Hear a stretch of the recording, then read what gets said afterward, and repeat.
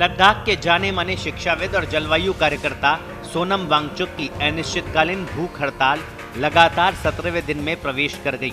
दिल्ली के जंतर मंतर पर चल रहे उनके इस संघर्ष ने अब पूरे देश का ध्यान अपनी ओर खींच लिया है।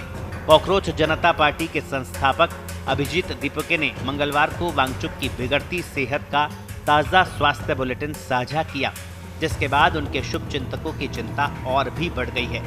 दीपके ने बताया कि इतने लंबे समय से अन्न का त्याग करने के कारण वांगचुक का वजन करीब 8 से 8.5 किलोग्राम तक कम हो गया है।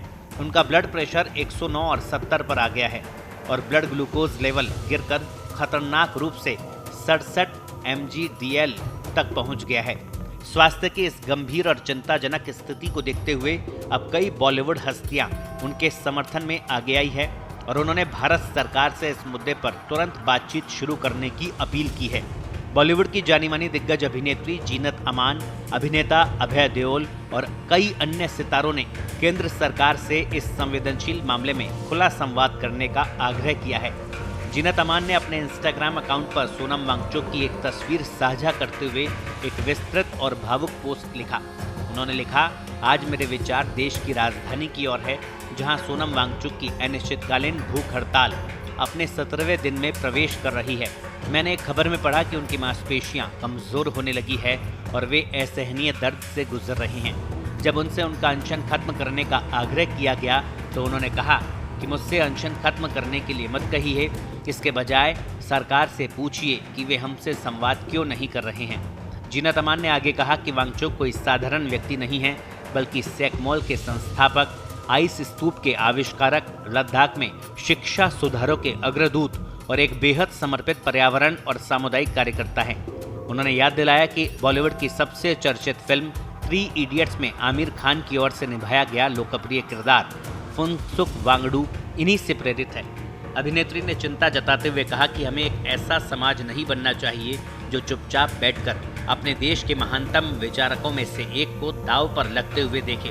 भारत में शांतिपूर्ण विरोध का एक लंबा इतिहास रहा है और सत्ता में बैठे लोगों का ये कर्तव्य है कि वे इस तरह के विरोध को शांतिपूर्ण बातचीत से सुलझाएं।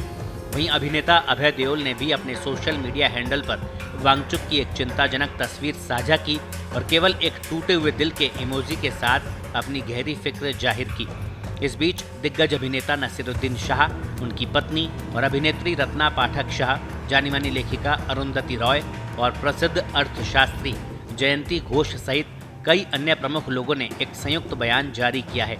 इस साझा बयान में इन हस्तियों ने प्रदर्शनकारियों को अपना पूरा समर्थन दिया और उनसे इस अनिश्चितकालीन अनशन को समाप्त करने की भावुक अपील की।